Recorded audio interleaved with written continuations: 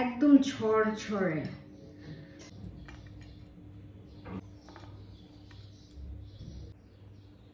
Hello friends, আসসালামু আলাইকুম। কেমন আছেন সবাই? আজকে একটু পর ইফতার শুরু হবে। আমার এত এত এত পছন্দের একটা খাবার আমি রান্না করতে যাচ্ছি, সেটা হচ্ছে মাংসের ঝুরি ভাজা। আমি এখানে অনেকগুলা মাংস নিয়ে নিয়েছি, এগুলাকে ঝুরি ভাজা করব। অনেক মজার হয় খেতে এটা, অনেক। তো আমি হচ্ছে প্রথমে প্যান বসিয়ে দিলাম, এরপরে এর মধ্যে মাংস দিয়ে দিলাম, পানি দিয়ে দেবো এর মধ্যে, লবণ। খুব সুন্দর করে সিদ্ধ করে নিতে হবে, এটা সিদ্ধ হতে খুব বেশি সময় লাগবে না। এটাকে এখন একটু নাড়াচাড়া করে ঢাকনা দিয়ে ঢেকে রাখবো। এই যে ঢাকনা দিয়ে ঢেকে দিয়েছি, মাংসগুলোকে আমি খুব সুন্দর করে সিদ্ধ করে নিয়েছি। এখন এই মাংসগুলোকে আমি হচ্ছে একদম সুন্দর করে ছিঁড়ে ছিঁড়ে ছোট ছোট করে নেব। শুধুমাত্র হলুদ আর লবণ দিয়ে মাংস সিদ্ধ করলে এটার ঘ্রাণটা কিন্তু অনেক সুন্দর আসে না? জাল করা মাংসের সুন্দর একটা ঘ্রাণ।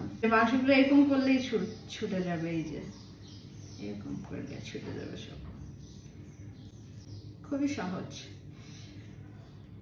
যে হয়ে গেল, আস্ত মশলা সবগুলা রেডি করে রেখেছি।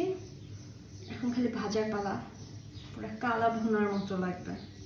মাংসটা আমি খুব সুন্দর ঝুরঝুরা করে নিয়েছি। এটা শীত পাতাতেও করা যায়, থেতলে থেতলে। তো আমি হচ্ছে এভাবে করে নিয়েছি, সবগুলো খুব সুন্দর মতো ঝিরি ঝিরি হচ্ছে। আর এখানে হচ্ছে কিছু আস্ত মশলা নিয়ে নিয়েছি, এখন বাস রান্না করে ফেলবো। ও এখানে হচ্ছে আস্ত সব পেঁয়াজ, রসুন এবং আদা কুচি, সবকিছু কুচি, সব আস্ত মশলা। এখন হচ্ছে তেলের মধ্যে আস্ত মশলা দিয়ে দেবো আমি।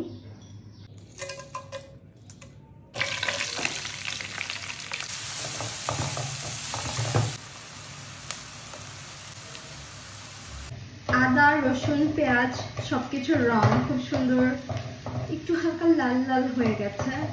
লবণ, এটা হচ্ছে একটু লাল লাল এবং ঝাল ঝাল করবো, মরিচের গুঁড়া একটু বেশি।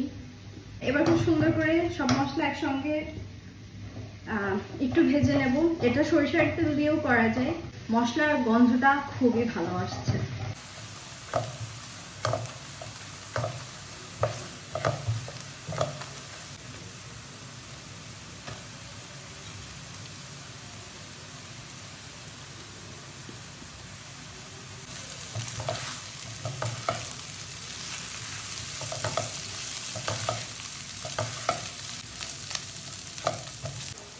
একটু পানি,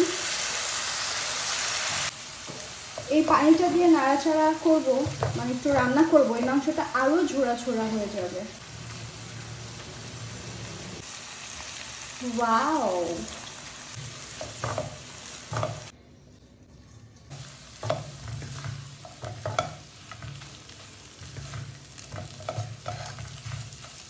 মাংস ভাজা হয়ে গেছে। এখন এটা সুন্দর একটা পাত্রে পরিবেশন করব। তো আমি এখন এটার মধ্যে নিয়ে নেব একদম ঝরঝরে।